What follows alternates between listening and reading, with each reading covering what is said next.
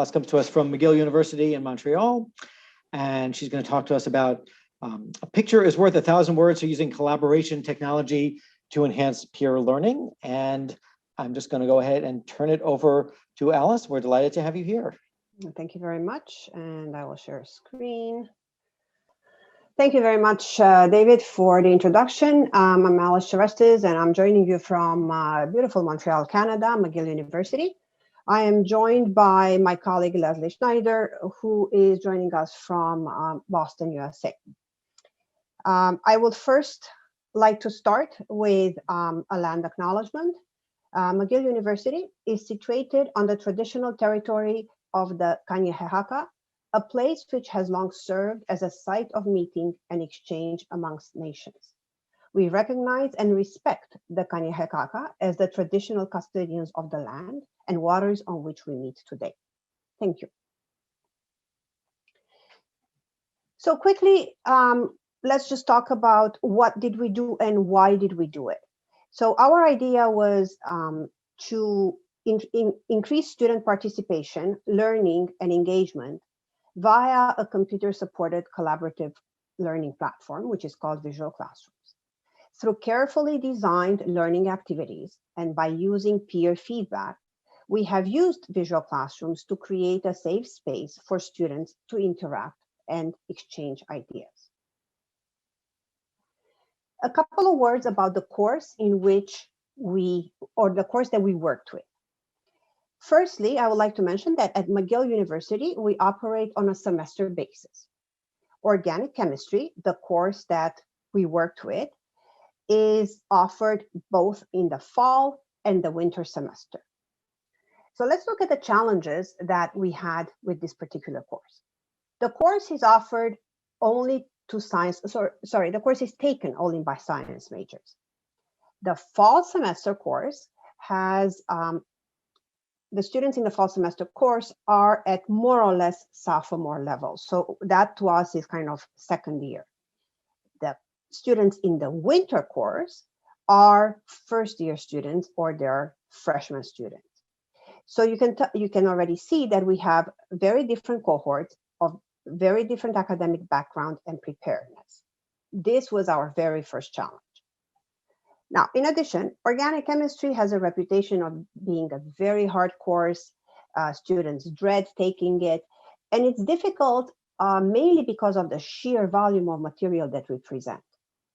But also, it covers certain ideas that have to be carried forward throughout the semester. Something that we have learned in the first week of class, students need to remember and need to apply in the last week of class. And students have a hard time carrying the information forward. Now, organic chemistry does not have numbers, has very few formulas or math, and it's basically a language. It's a language in which you draw the spoken word. You draw the sentence that you're speaking. Now, since it's non-mathematical, it requires a different set of learning and teaching skills. This being our second challenge. And our third challenge was the fact that in the winter semester, which is populated by our freshman level students, the failure rate has been increasing dramatically. So how have we decided to overcome these challenges? The approach to overcome these challenges consisted of using active learning, peer feedback, and collaborative learning technologies. Since in organic chemistry, drawing is essential for learning, and drawing is also essential for the professor to be able to see student thinking. So the idea of making visible student thinking, making visible how they approach the problem and how they think is very limited or has very limited outcomes if you do it on pen and paper. But if we use a tool such as Visual Classrooms, we can open the door to making thinking visible. So let's take each of our approaches and address them in a little bit more detail. So first of all, active learning, it consists of instructional strategies that relate to metacognition, and self-regulation, such as collaborative support, use of technology, strategies to improve critical thinking, and problem solving.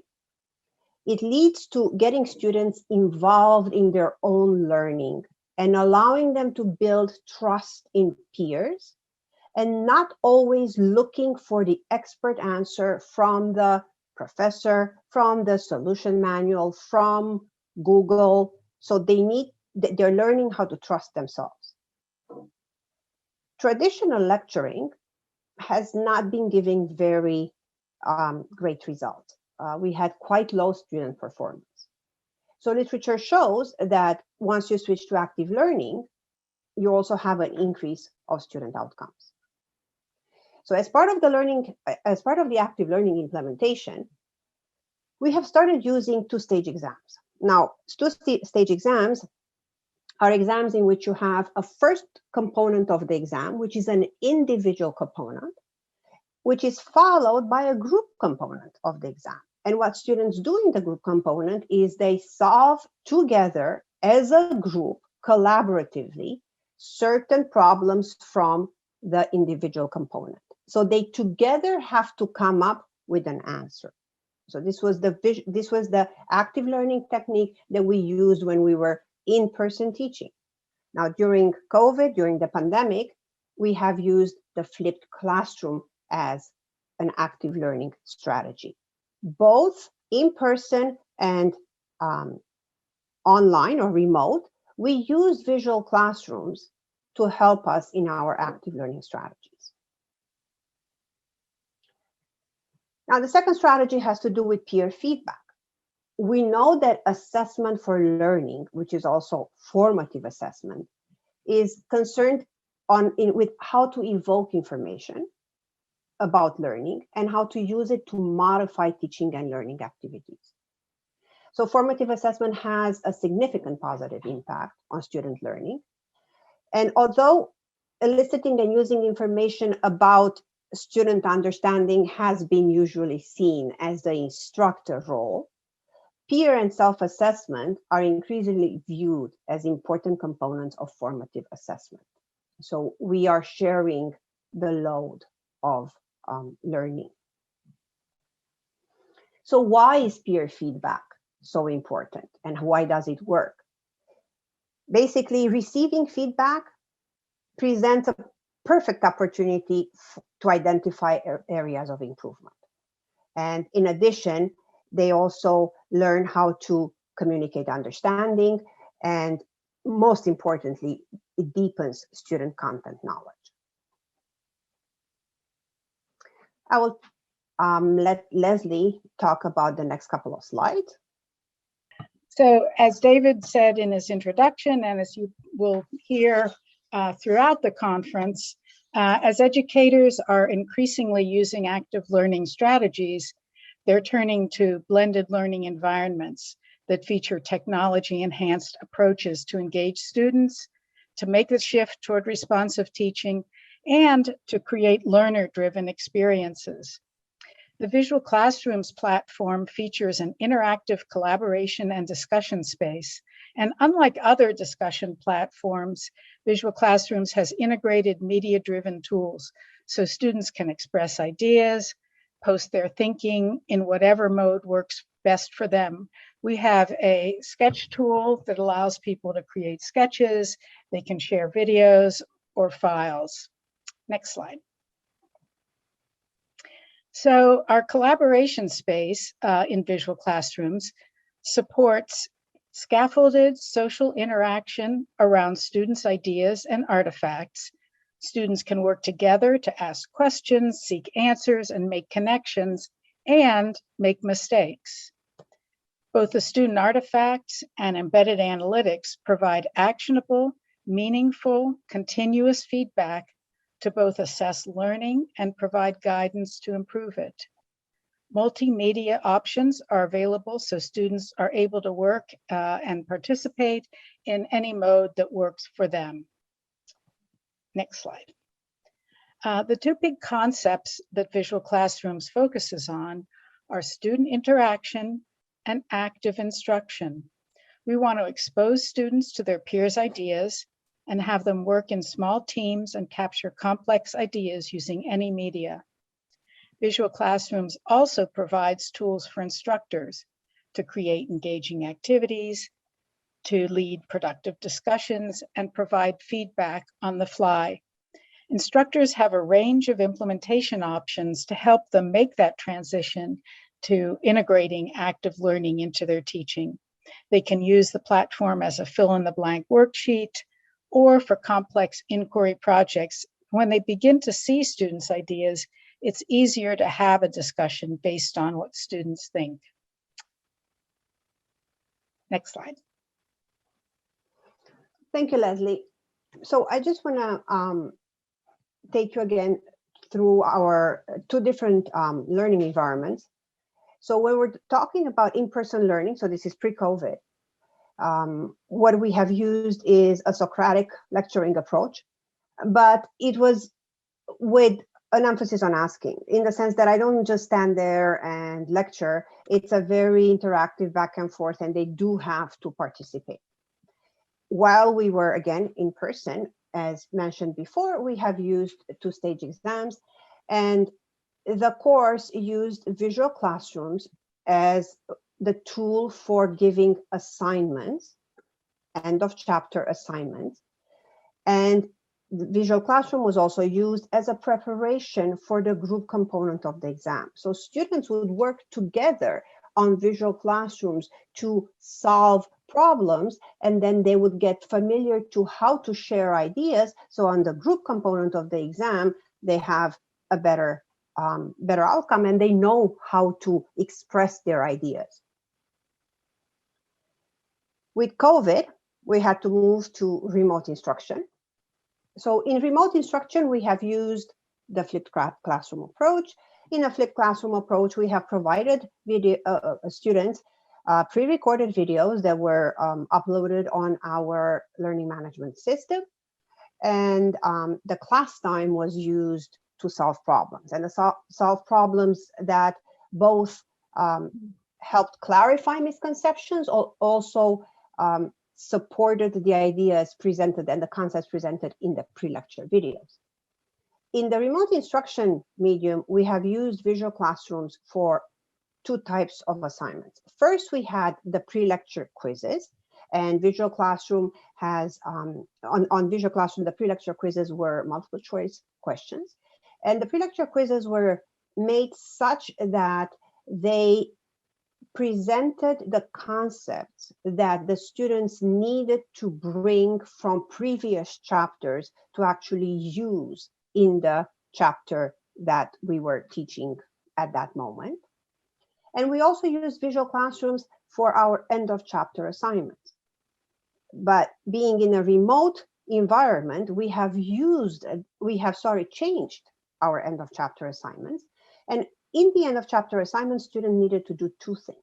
They needed to solve a problem that we gave them, and they also needed to provide two types of feedback to a peer. So the Visual Classroom dashboard, just so you better understand how things appear in Visual Classrooms. In the Visual Classroom dashboard, you have the type of activity. So we have the pre-lecture questions here, which we said that they were a quiz, and we also see the end of chapter assignment. So the activity is what we post for them.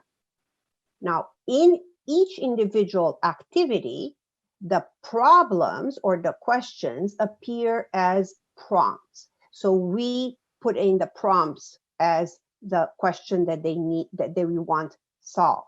And then each prompt that we have here, for example, each prompt, students answer the prompt with new ideas. So every time a student will solve the question, it would appear as a new idea, as you see here, as a little sticky note with the student's name or whichever way they want to identify themselves. As you can tell from this particular slide, the new ideas or the answers are drawn, or they can be text, or as Leslie mentioned, they can be loaded up in any other type of multimedia file. This is what we are looking for. This is what I wanted to see. I need to see how they think. I need to see how they draw. We mentioned that as part of their activities or as part of these assignments, they also have to provide feedback. So let's talk about the feedback that we have asked them to provide.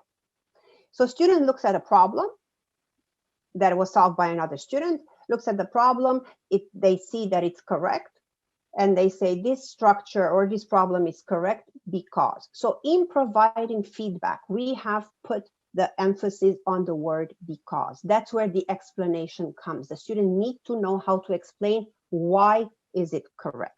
So that we have called the so-called correct feedback. But then there's also the constructive feedback.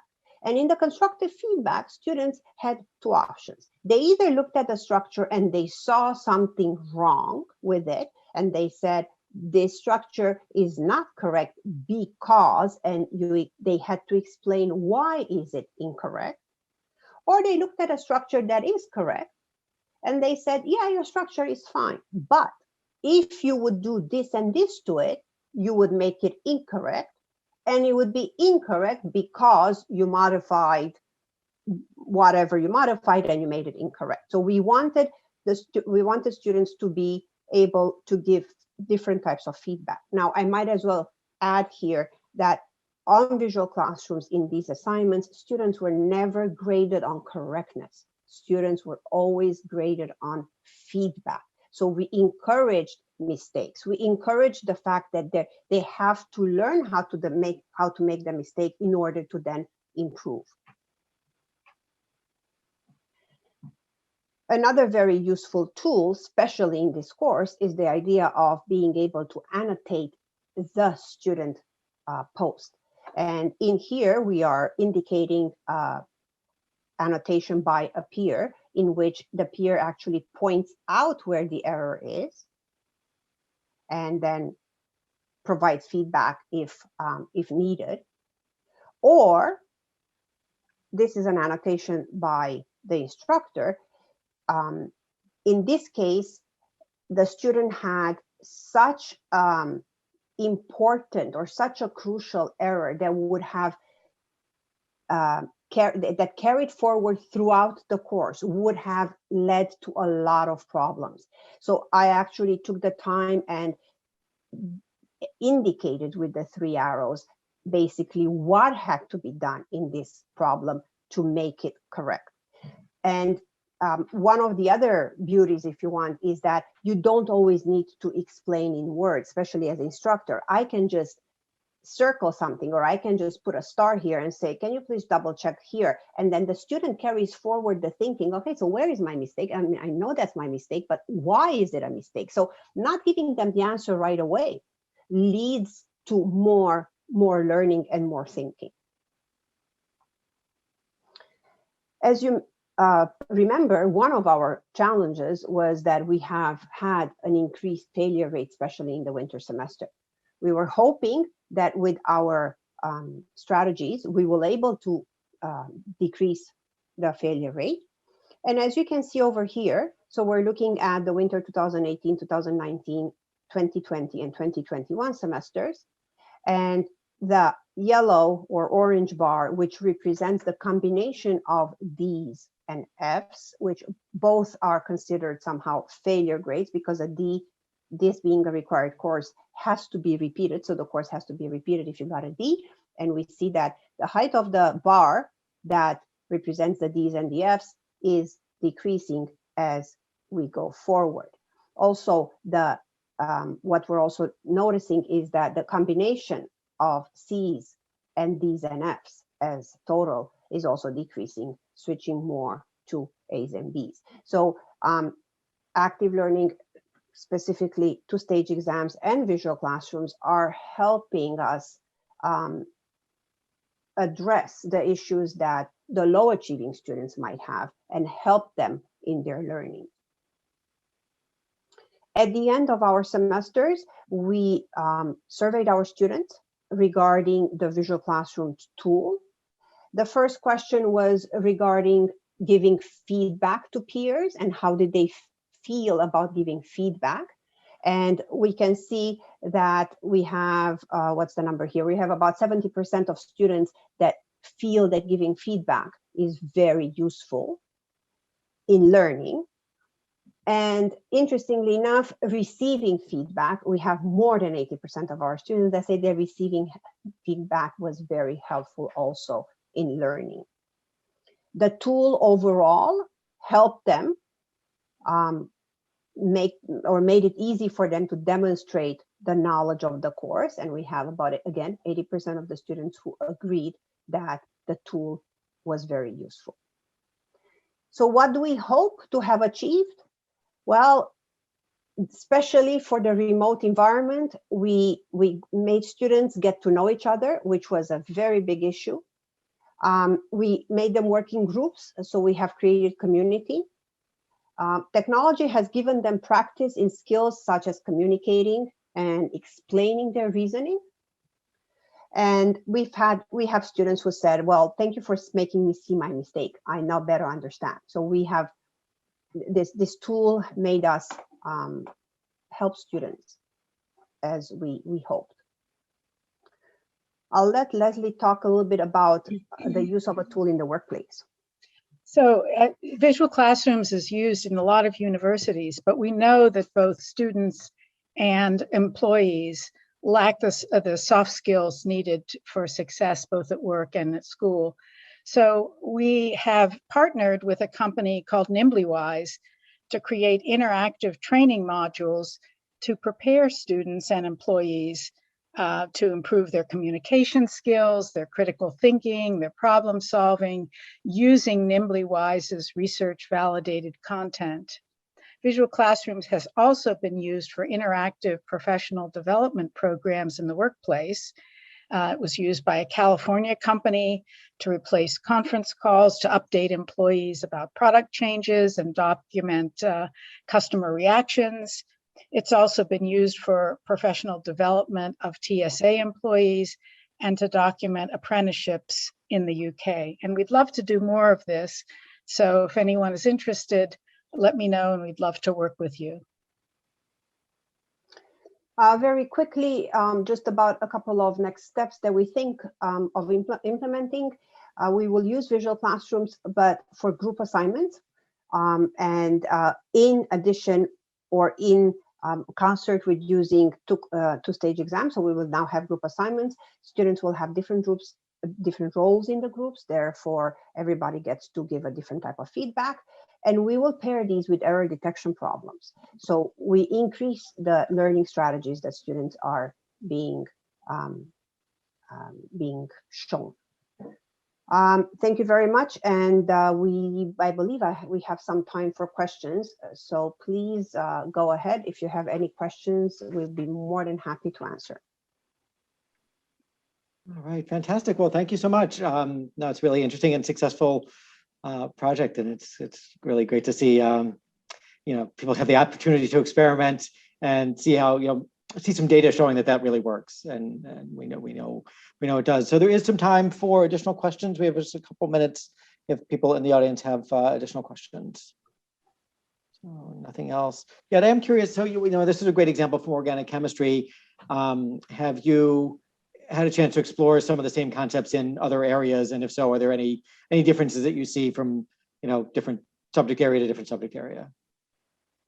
Yes, so visual classrooms is used in all subject areas.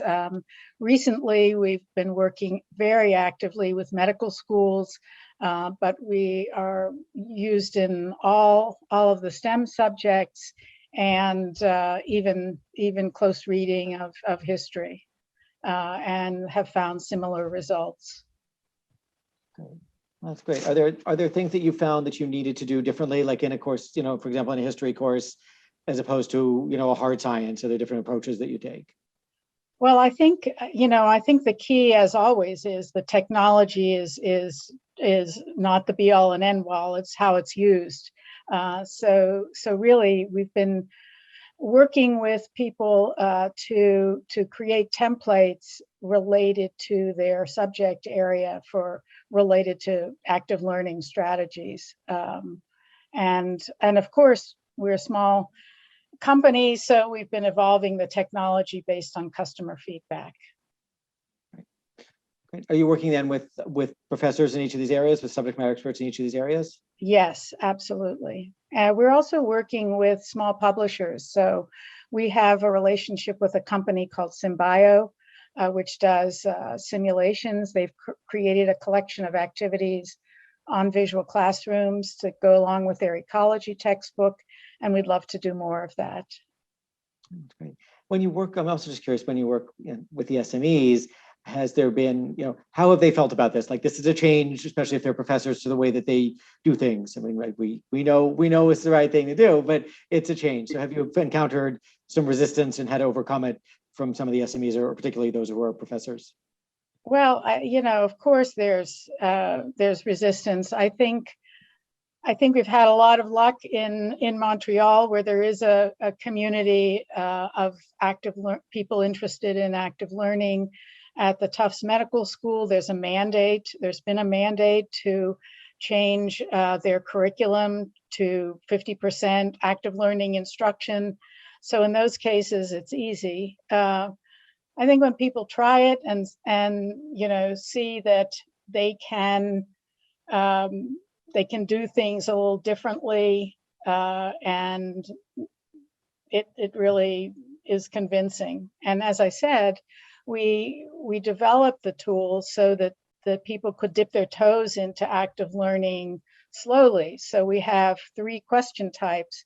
There are discussion questions, there's multiple choice, and there's concept maps. So people can use this as a clicker system as well. And that helps to make that transition. Great. Yeah, no, it's always a challenge. It sounds like you're handling it really well, and you've got a nice group to work through things with, which is really, really good. So yeah, I've had a little experience working with SMEs and getting to think about things in new and different ways, and it can particularly be a challenge. I think it's part the psychology of being used to being on the stage and what I say is important, and sort of to turn that around a little bit, and then sort of a little bit of just your people grow up with what they grew up with, and it's a tough transition all around. Kind of we talked this morning.